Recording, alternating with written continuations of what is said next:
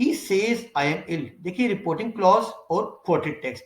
अब ये जो कोटेड टेक्स्ट है, ये कोटेड स्पीच है, इसमें ये देखिए फर्स्ट पर्सन है आई अगर फर्स्ट पर्सन है कोटेड स्पीच का, तो ये चेंज होगा सब्जेक्ट ऑफ रिपोर्टिंग स्पीच के लिहाज से। तो रिपोर्टिंग क्लॉज में या रिपोर्टिंग स्पीच में जो सब्जेक्ट है वो ही है, तो आई जो है इसके हवाले से चेंज होगा, तो ये आई ही में चेंज हो जाएगा।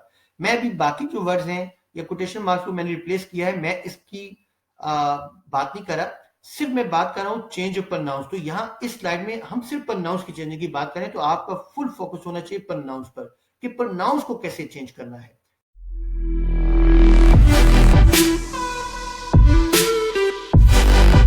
Welcome to A Gateway to English Language. You're in the right place if you want to improve your English skills and boost your language abilities. Remember to subscribe, like, share this channel with others, and hit the bell icon for instant updates on new content. Thank you for joining this channel on this exciting learning journey, and without wasting any more time, let's dive into today's lecture. अस्सलाम वालेकुम students, उम्मीद है आप ठीक होंगे। आज हम discuss करेंगे डायरेक्ट एंड इनडायरेक्ट स्पीच। तो आज हम इसके बेसिक रूल्स को डिस्कस करेंगे। सबसे पहले हम देखते हैं कि हमारे आज के लर्निंग मॉड्यूल्स क्या हैं, यानी कि आज हम किन चीज़ों को सीखेंगे। तो सबसे पहले हम बात करेंगे डायरेक्ट और इनडायरेक्ट जो नरेशन है या जो स्पीच है उसकी आइडेंटिफिकेशन। फिर रिपोर्टिंग और कोटेड स्पीच उसको हम डिस्कस करेंगे। उसके बाद नरेशन के जनरल रूल्स को हम देखेंगे, जिसमें प्लेसमेंट ऑफ कोटेशन मार्क्स है, कॉमा है। फिर हम प्रोनाउन की फैमिली को डिस्कस करेंगे। उसके बाद हम चेंज ऑफ प्रोनाउंस देखेंगे और फिर रिपोर्टिंग वर्क के हवाले से हम डिस्कस करेंगे। तो सबसे पहले हम चलते हैं पहली स्लाइड की तरफ।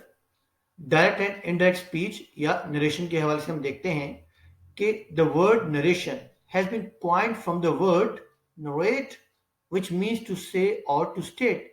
मतलब यह है कि जो वर्ड नरेशन है, ये जो इंग्लिश वर्ड है नरेट, वहां से निकला है, जिसका मतलब है टू से या फिर टू स्टेट, यानी कि कोई चीज बताना, कोई चीज कहना, कोई चीज बयान करना। तो नरेशन का मतलब है टू से और टू स्टेट। लेकिन जब हम कोई बात बयान करते हैं तो उसके दो ही तरीके हैं, यानी कि जब हम किसी भी स्पीच को रिपोर्ट करते हैं तो उसके दो तरीके हैं।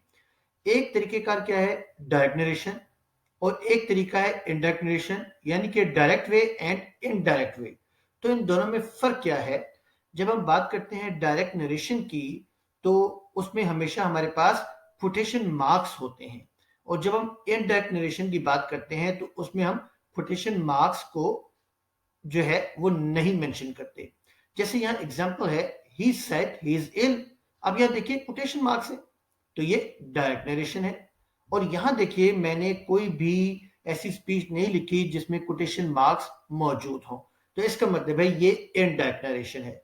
तो डायरेक्ट नरेशन और इनडायरेक्ट नरेशन को आइडेंटिफाई करने का तरीकेकार है कोटेशन मार्क्स। अगर तो कोटेशन मार्क्स हैं तो डायरेक्ट स्पीच या डायरेक्ट नरेशन, और अगर कोटेशन मार्क्स नहीं हैं तो फिर आप उसको इनडायरेक्ट नरेशन या फिर इनडायरेक्ट स्पीच कहेंगे। अब उसके बाद हम चलते हैं डायरेक्ट स्पीच के हवाले से या डायरेक्ट नरेशन के हवाले से। हम देखते हैं कि जब हमारे सामने कोई ऐसी स्पीच आती है जो कि कोटेशन मार्क्स में है, यानी कि जिसको हम डायरेक्ट नरेशन या डायरेक्ट स्पीच कहते हैं, तो इसके दो पार्ट्स हमें आमतौर पर नजर आते हैं। एक वो जो इन स्पीच मार्क्स या कोटेशन मार्क्स के बाहर है, और एक स्पीच वो है जो कि कोटेशन मार्क्स के अंदर है। अब वो वर्ड्स या वो स्पीच जो कि कोटेशन मार्क्स के बाहर है उसको हम कहते हैं रिपोर्टिंग स्पीच, और इसको हम रिपोर्टिंग क्लॉज भी कहते हैं।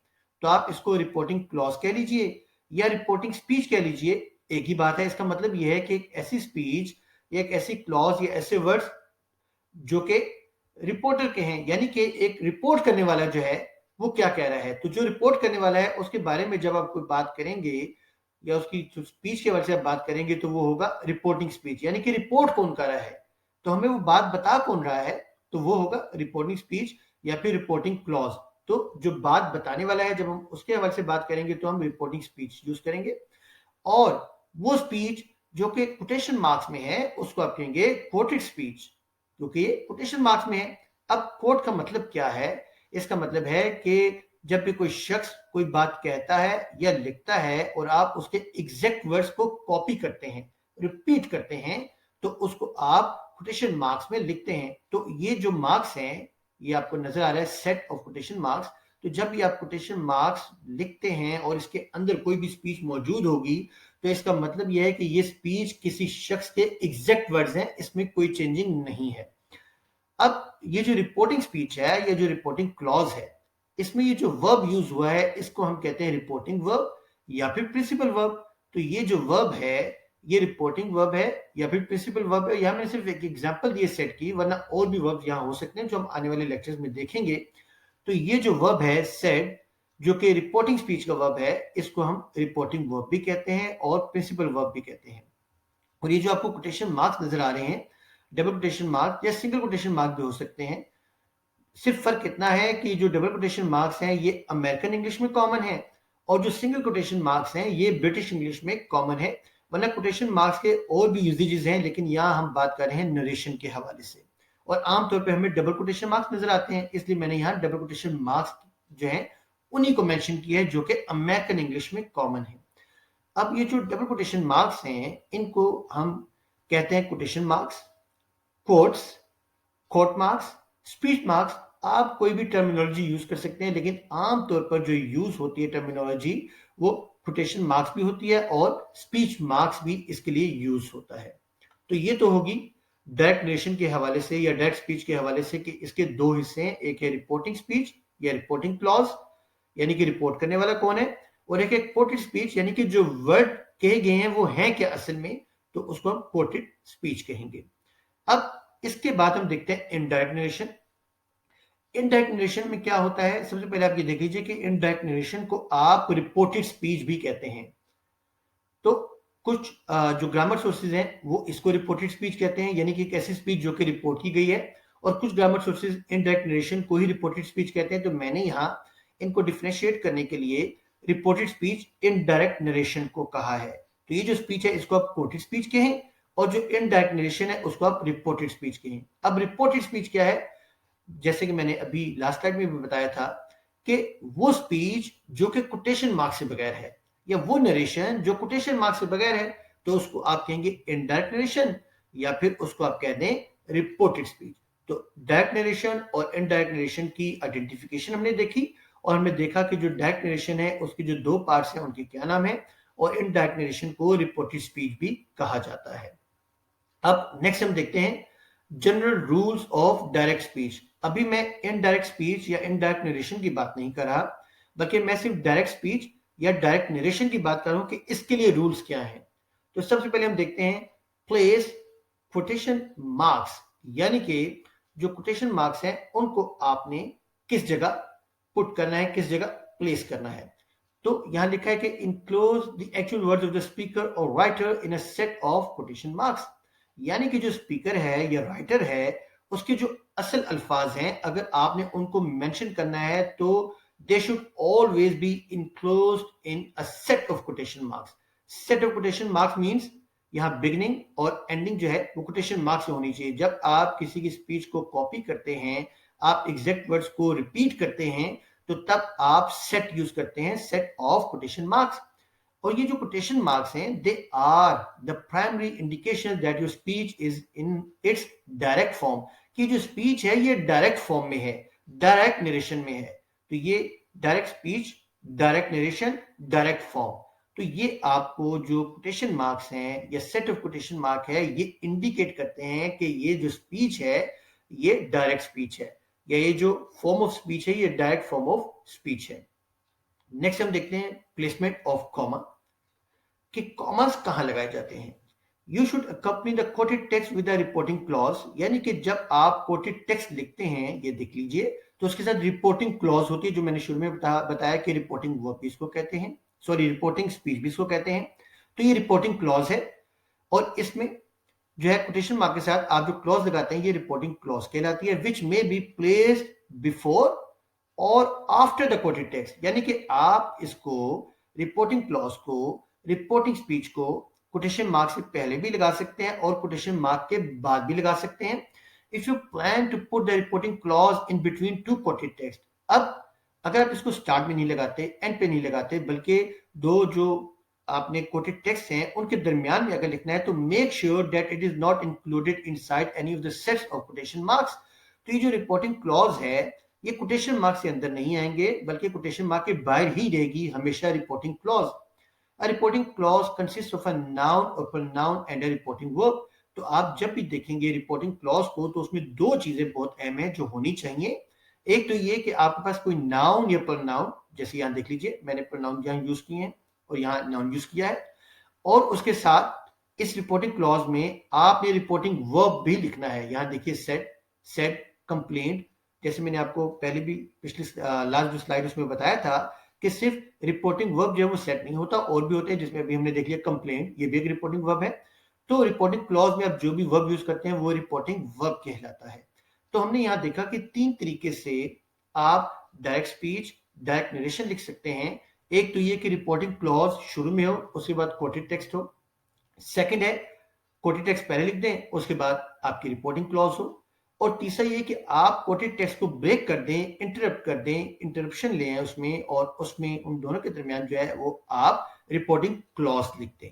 तो ये तीनों तरीके हैं इसको लिखने के लिए। लेकिन याद रखिएगा कि जब आप ये यूज करते हैं रिपोर्टिंग क्लॉज बिगिनिंग में और उसके बाद कोटेड टेक्स्ट, तो उसके तरीकेकार आप देख लें, यहाँ कॉमा आएगा रिपोर्टिंग क्लॉज के बाद, फिर डबल कोटेशन मार्क का जो सेट है वो, और जो पंक्चुएशन मार्क है इस क्लॉज का जो कि कोटेड टेक्स्ट है, इसके जो पंक्चुएशन मार्क है वो इसके अंदर होगा, कोटेशन मार्क के अंदर होगा।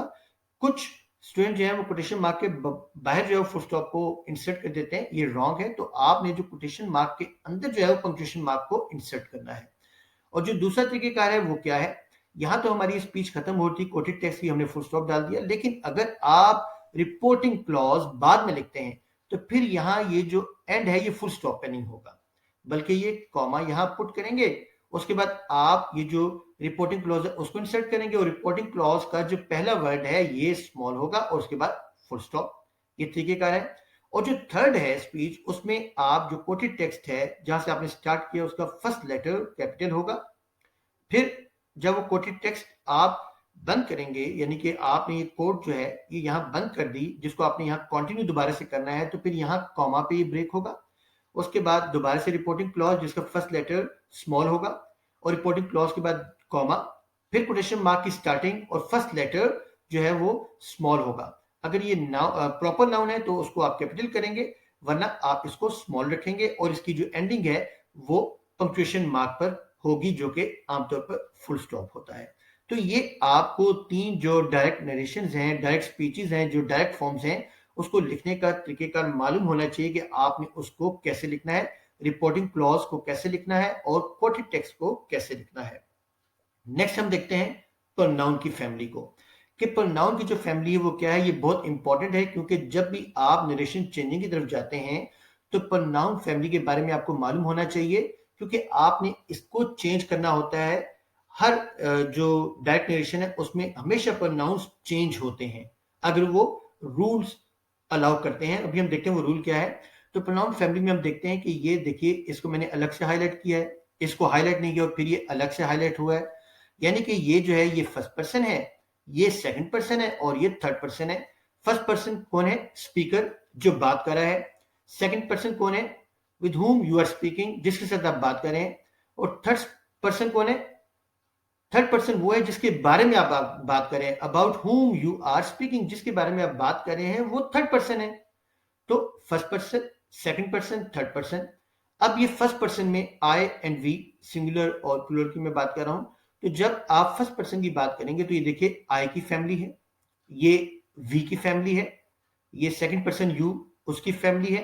फिर थर्ड पर्सन में ही शी जो सिंगुलर के लिए यूज होते हैं, ही की फैमिली, शी की फैमिली, और दे फिर दोबारा से जब हम प्लूरल के लिए यूज करते हैं तो ये दे की फैमिली, और फिर इट जो है ये सिंगुलर के लिए यूज करते हैं तो यहां भी ये इसकी फैमिली दे दी गई है। तो first person, second person, third person मैंने आपको बता दिए। उसके बाद फर्स्ट पर्सन की फैमिली, सेकंड पर्सन की फैमिली और थर्ड पर्सन की फैमिली बता दी। अब यहां देखिए, जब हम रो वाइज अगर चलें तो ये जो है आपको ये रो नजर आएगी सब्जेक्टिव केस में, यानी कि ये जो प्रोनाउंस हैं हम इनको सब्जेक्ट के तौर पर इस्तेमाल करते हैं। ये जो है ये पॉजेसिव केसेस हैं, ये भी पॉजेसिव केसेस हैं। इन पॉजेसिव केसेस में आप इनके साथ नाउन यूज करते हैं।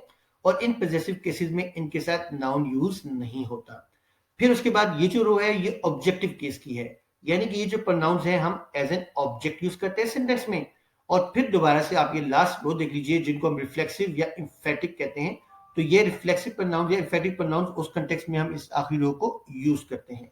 तो ये रो वाइज भी हमने देख लिया, subjective cases, objective cases, reflexive cases, possessive cases हमने देख लिए, और कॉलम वाइज भी हमने देख लिया इनकी फैमिली को। तो ये प्रोनाउन की फैमिली आपको मालूम होनी चाहिए, क्योंकि आगे जब हम नरेशन में चेंज करेंगे तो ये प्रोनाउन की फैमिली जो है इसके बारे में इंफॉर्मेशन होना बहुत जरूरी है। तो आप इस चार्ट को गौर से देख लीजिए और इसको समझने की कोशिश कीजिए। नेक्स्ट हम देखते हैं, अब जो हमने बात की प्रोनाउंस की कि चेंज ऑफ प्रोनाउंस या नाउन्स, तो अब हम उसको देखते हैं कि जब हम नरेशन जो है उस टॉपिक को पढ़ते हैं तो उसमें प्रोनाउंस या नाउन्स कैसे चेंज होते हैं। यहां मैंने जब हम प्रोनाउन की बात की थी तो first person, second person, third person मैंने आपको बताया था। तो पर्सन के जो लास्ट 3 लेटर्स हैं SON, मैंने उस पर्सन में से लास्ट 3 लेटर्स ले लिए ताकि हमें जो है प्रोनाउंस की चेंजिंग के हवाले से समझने में आसानी हो। S stands for subject, O stands for object, N stands for no change. अब उसके बाद ये 1 2 3 इसका मतलब है first person, second person, third person. अब हम देखते हैं कि इनको चेंज कैसे करते हैं। अब ये देखिए, first person of quoted speech, second person of quoted speech, third person of quoted speech, subject of reporting speech, object of reporting speech, and N stands for no change. Reporting speech में जो third person है, no change. अभी हम इसको examples के through समझने की कोशिश करते हैं। He says I am ill, देखिए रिपोर्टिंग क्लॉज और कोटेड टेक्स्ट। अब ये जो कोटेड टेक्स्ट है, ये कोटेड स्पीच है, इसमें ये देखिए फर्स्ट पर्सन है आई अगर फर्स्ट पर्सन है कोटेड स्पीच का तो ये चेंज होगा सब्जेक्ट ऑफ रिपोर्टिंग स्पीच के लिहाज से। तो रिपोर्टिंग क्लॉज में या रिपोर्टिंग स्पीच में जो सब्जेक्ट है वो ही है, तो आई जो है इसके हवाले से चेंज होगा, तो ये आई ही में चेंज हो जाएगा। मैं अभी बाकी जो वर्ड्स हैं या कोटेशन मार्क्स को मैंने रिप्लेस किया है, मैं इसकी बात नहीं कर रहा, सिर्फ मैं बात कर रहा हूं चेंज ऑफ प्रोनाउंस। तो यहाँ इस स्लाइड में हम सिर्फ प्रोनाउंस की चेंजिंग की बात करें तो आपका फुल फोकस होना चाहिए प्रोनाउंस पर कि प्रोनाउंस को कैसे चेंज करना है, क्योंकि ये बेसिक चीज है। तो यहां हमने देखा first person of quoted speech is change according to subject of reporting speech. तो first person of reported speech is change according to subject of reporting speech. तो आई को हमने ही के लिहाज से चेंज किया, तो यहां आई ही में हो गया। अब हम नेक्स्ट एग्जांपल देखते हैं। यहां देखिए, he says to me you are ill today. अब यहां यू कौन सा पर्सन है? सेकंड पर्सन है जिससे हम बात कर रहे हैं। तो यहां यू अगर सेकंड पर्सन है, second person of quoted speech will be change according to object of reporting speech. अब रिपोर्टिंग स्पीच का ऑब्जेक्ट क्या है? मी। तो यू इसके लिहाज से चेंज होगा। मी जो है ये तो ऑब्जेक्टिव केस है, और यहां हमने डेट के बाद या ये हमने स्टार्ट करना है सब्जेक्टिव केस से। तो हमारी जो स्पीच है वो तो सब्जेक्टिव केस से स्टार्ट होती है। तो मी के लिहाज से जब आप चेंज करेंगे तो ये फैमिली मी और आई एक ही फैमिली से बिलोंग करते हैं। फर्क क्या है? ये ऑब्जेक्टिव केस है और ये सब्जेक्टिव केस है। तो यहां यू चूंकि सब्जेक्टिव केस है, तो यहां इस फैमिली में से हमने सब्जेक्टिव केस को उठाना है। तो इसका जो सब्जेक्टिव केस है वो तो आई है, इस फैमिली से ताल्लुक जो है वो आई का है, तो यहां हम कहेंगे आई। तो यहां यू आई में चेंज हो गया। अब नेक्स्ट हम देखते हैं, Ali says he is not coming. यहां देखिए, ही कौन सा पर्सन है? थर्ड पर्सन, जिसके बारे में हम बात कर रहे हैं। तो रूल हमने देखा था, हमने प्रोनाउन की फैमिली में देखा था कि जो थर्ड पर्सन है सिंगुलर, ही या शी, उसकी फैमिली में क्या क्या है, और उसको अब हमने सब्जेक्टिव केस को अगर चेंज करना है तो फिर अब क्या तरीकेकार होगा? इसको हम चेंज करेंगे रिपोर्टिंग क्लॉज के लिहाज से। अगर तो यहाँ फर्स्ट पर्सन या सेकंड पर्सन का रूल होता तो हम इसको अप्लाई करते, लेकिन हमारे पास रूल क्या है? रूल ये है कि अगर थर्ड पर्सन है कोटेड स्पीच में, जो कि है, तो अब वो चेंज कैसे होगा? N stands for no change. इसका मतलब है कि इसमें कोई चेंजिंग है ही नहीं। तो ये तो बहुत आसान है। अगर चेंज होता तो हम प्रोनाउन की फैमिली में जाते और देखते कि हमने इसको कैसे उठाना है, कि ही है जो कि एक सब्जेक्ट के तौर पे यहाँ इस्तेमाल हुआ है, तो फिर हमने इसकी फैमिली में से देखना था कि इसको कैसे चेंज करना है। लेकिन यहाँ चेंजिंग ही नहीं है, इसलिए हमें इसकी फैमिली को डिस्कस करने की जरूरत ही नहीं है। तो यहाँ ही जो है, जो कि थर्ड पर्सन है कोटेड स्पीच में, it will get no change. इसमें कोई चेंज नहीं है, हमने इसको बिल्कुल ऐसे ही कॉपी कर दिया। और यही रूल है नाउन के हवाले से कि he says Ali was absent yesterday. अब ये देखिए, ये तो बात हो गई है प्रोनाउंस की चेंजिंग।